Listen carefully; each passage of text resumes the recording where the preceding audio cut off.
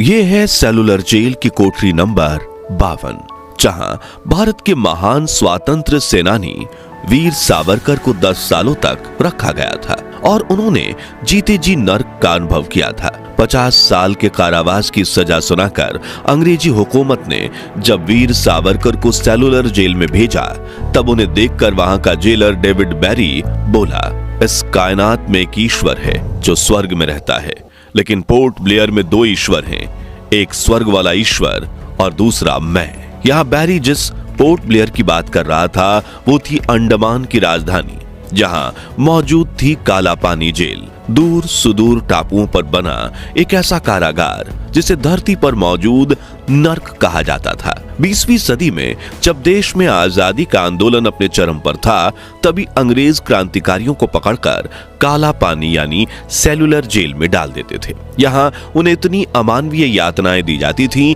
कि वे हर दिन मौत की दुआ मांगते थे।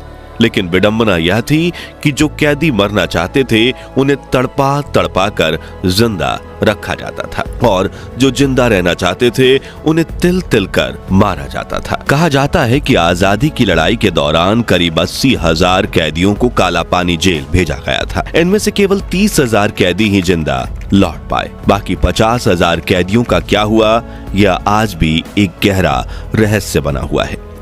यहाँ अंग्रेजी हुकूमत द्वारा कैदियों को कठपुतली की तरह अपनी उंगलियों पर नचाया जाता। दिन भर उनसे कठोर मेहनत करवाई जाती और जो कैदी काम पर ना जा पाए उसे कोड़ों से पीट पीट कर मरने के लिए छोड़ दिया जाता। लेकिन कैसी थी काला पानी में कैदियों की दिनचर्या? अंग्रेजों ने इस जेल का निर्माण समुद्र के बीचों बीच मौजूद सुदूर टापू पर क्यों किया? इस खौफनाक जेल को काला पानी क्यों कहा गया और कैसे काला पानी जेल में कैद एक कैदी ने भारत में ब्रिटिश हुकूमत के वायसराय लॉर्ड मेयो को मौत के घाट उतार दिया था? जानने से पहले हर भारतीय वीडियो को लाइक करके कमेंट बॉक्स में जय हिंद जरूर लिखें।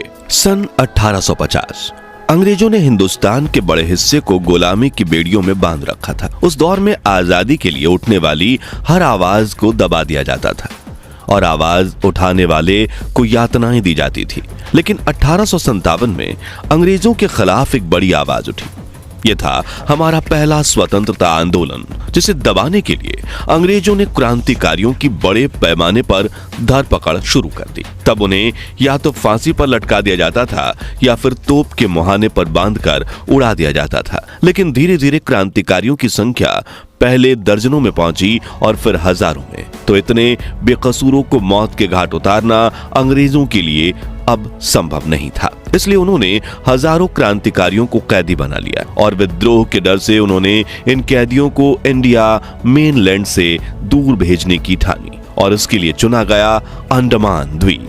10 मार्च 1858 के दिन ब्रिटिश हुकूमत ने तकरीबन 1000 क्रांतिकारियों को जहाज में बैठाकर पहली बार अंडमान और निकोबार द्वीप की तरफ रवाना कर दिया। कई दिनों के थका देने वाले सफर के बाद जब कैदी वहां पहुंचे तो चारों तरफ समंदर के वीराने में मौजूद छोटे जंगली टापुओं को देखकर उनके होश उड़ गए।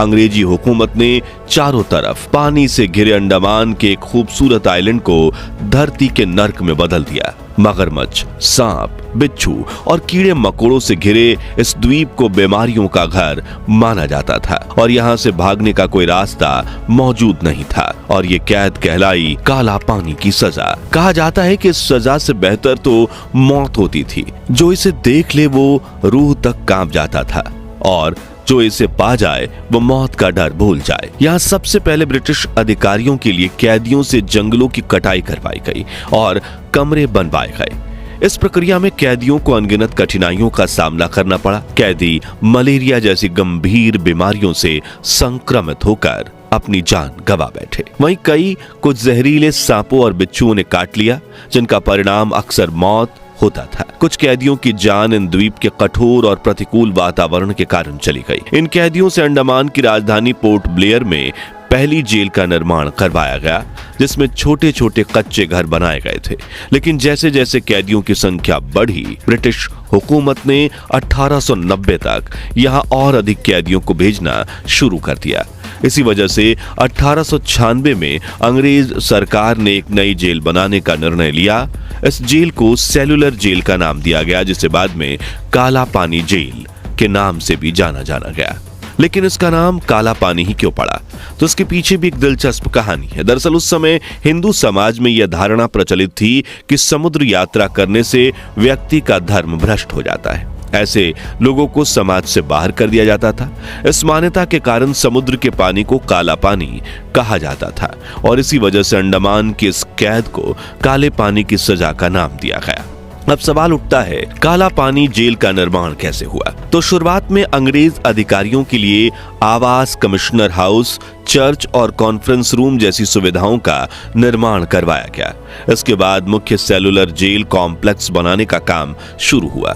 जेल के बीचों बीच एक बड़ा टावर बनाया गया जहां गार्ड के लिए खड़े होने की जगह और एक घंटा लगा हुआ था। यह घंटा किसी भी गड़बड़ी की स्थिति में बाकी अधिकारियों को सतर्क करने के लिए इस्तेमाल किया जाता था।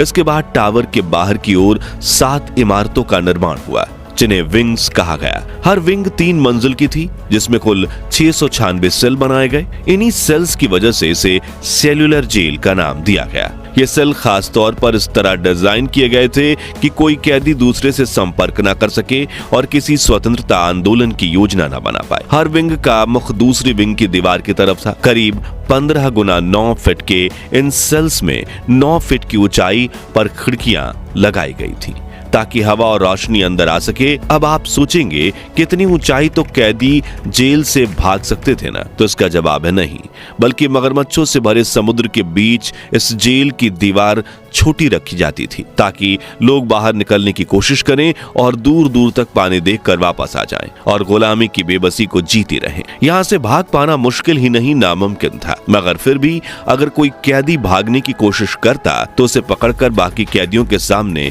इतनी सजा दी जाती कि वह मौत की भीख मांगने लगता। लेकिन अंग्रेज जेलर उसे इस तरह तड़पाते हुए जिंदा रखते थे ताकि बाकी कैदियों के जहन में डर घर